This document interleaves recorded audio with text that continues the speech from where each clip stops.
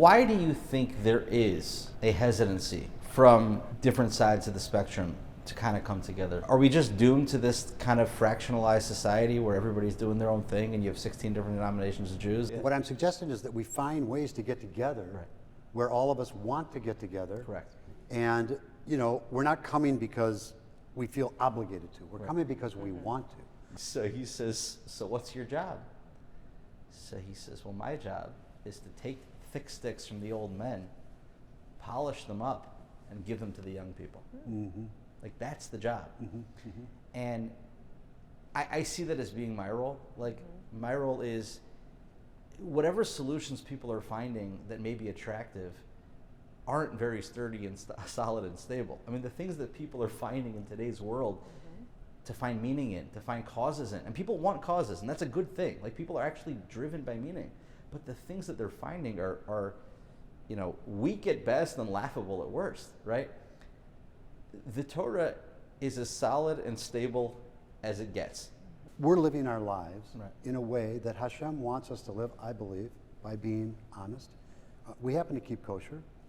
It's the judging, it's the ego that we're not supposed to have influencing us that's causing the problems.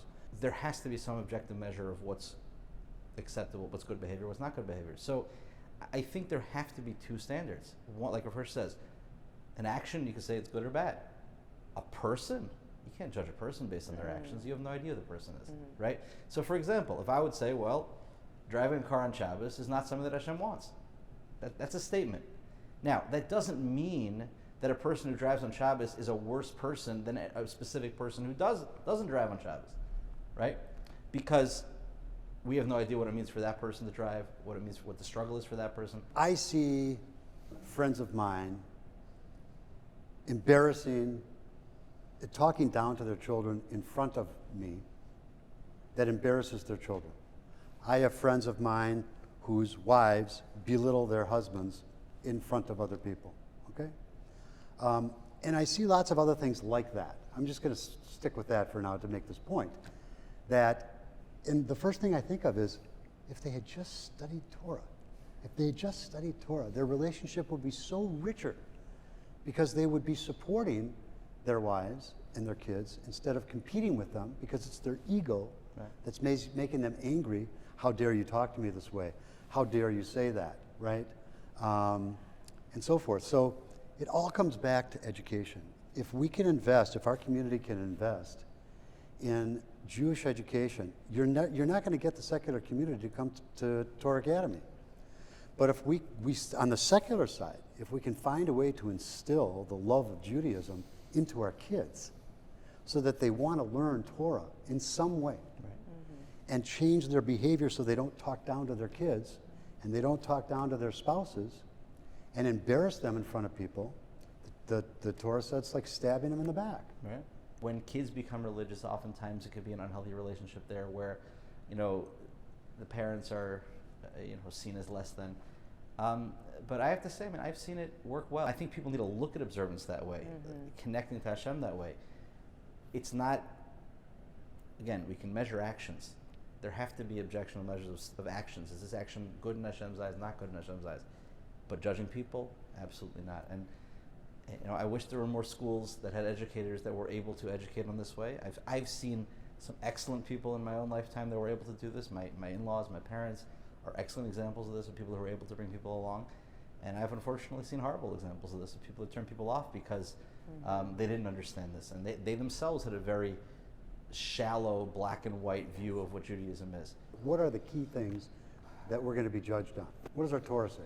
I think ultimately it's to what extent the decisions that we made in our lives were with Him in mind. Okay. I think that's the answer. I thought you were going to say, don't do to others as you wouldn't want done to you. I thought you were going to say raising children that are good. What are these things that I'm thinking of?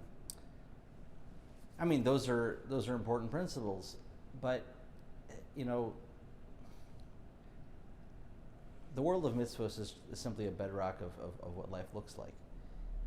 How well a person performs, ultimately what a person is all about is his choices and why you choose what you chose. as opposed to what you do.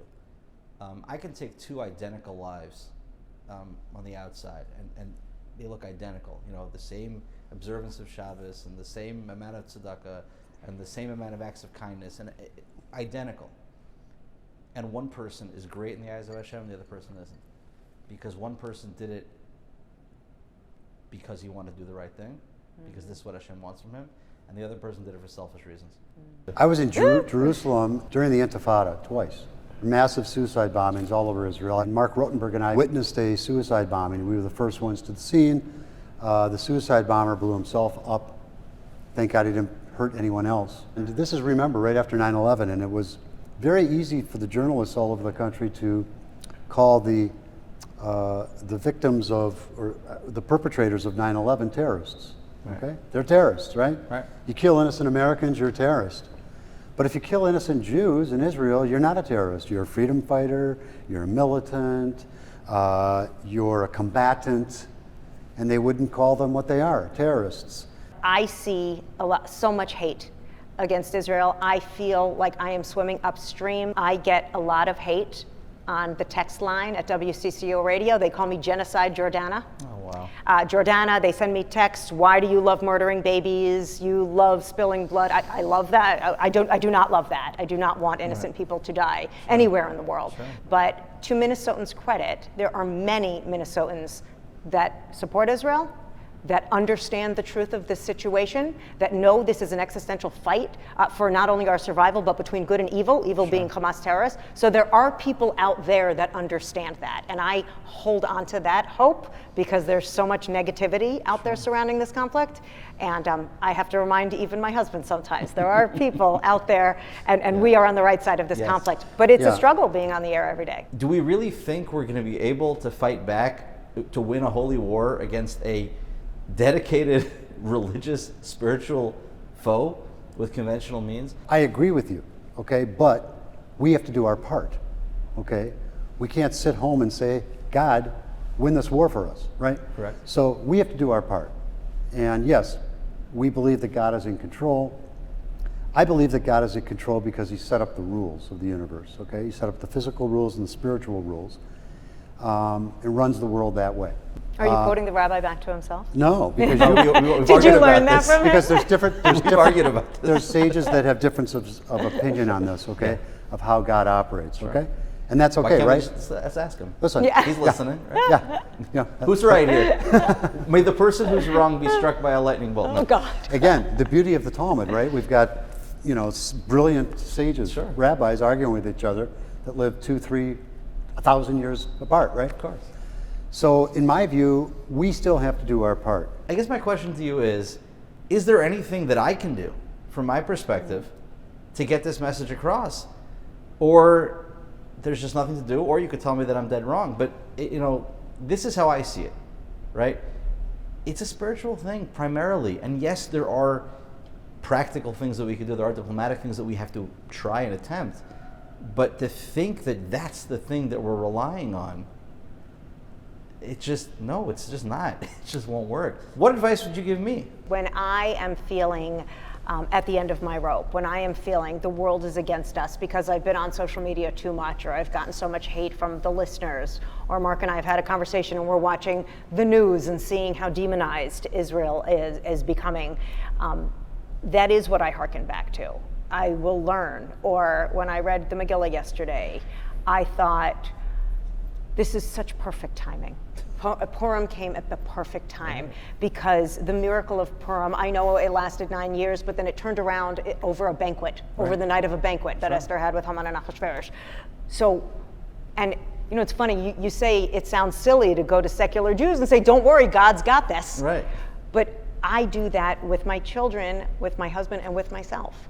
I say that at the end of the day, this looks awful. We are losing the war in PR. Can we ever win this war? We will win it, but we will never win it. And what I mean is we will win. Israel will exist. The Jewish people will continue because we have and we always will. Right. But they will still hate us. Right. In every generation, they rise up against us.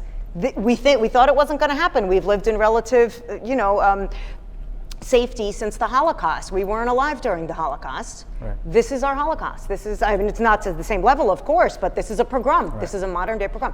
So we're going to win the war, meaning Israel will exist, the Jews will be safe, we will lose lives, we will lose the PR, we will never win the war of public opinion. No, the world will never love the Jews, they will never love Israel, but that's, like you, at the end of the day, it comes down to Hashem. And that's why we will win. And it gives me, as a secular Jew, comfort to know that. I am a believer, and I know that we're going to be okay. I don't think that there's a disagreement in thinking that Hashem, that God is going to be in control of everything, and that's what matters most, and the idea that we have to do our part. Right. Okay? If you go back to the Six-Day War, right? I don't know who the brilliant Israeli was that decided to take out all their air power, to bomb all their airports and destroy all their air power, and that's why the Israelis were able to win that war in 6 days. Sure. And they preemptively did this. Right. Okay, so once they controlled the airspace, they won the war. Now, did Hashem put that thought into that person's head? Of course. Okay, Right. so it's happening at the same time. Right. But we have free choice. We have to do our part. God's going to interject when he has to. He's going to split the sea when he has to. But he's going to let us play it out. Okay, 6 million of us died. Right. Okay, did he save 6 million of us? Right. Okay, so are we being threatened and we should be realistic about it? Is God going to save us all? No.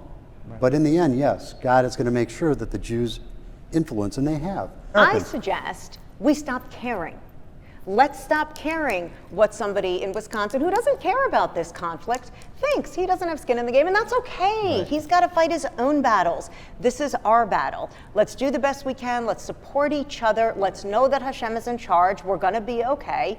Let's stop caring, because we're not going to win. They're never going to like us. The fact that they hate me means that I stand for something. Now, it's unpleasant. It's very difficult to deal with, right? But the day that they stopped hating me and started hating somebody else, that's the day I get really worried. Because that's the day I'm like, wait, you no longer see me as the bastion of morality in the world's conscience? I'm not the one that you want to hate, right? Interesting. So it's part of the package of what it means to be Jewish. On the one hand, we are the world's conscience, which means we have to stand for values. When everybody else has a certain standard, we have to hold ourselves to a higher standard. The downside of that package is they're going to hate us.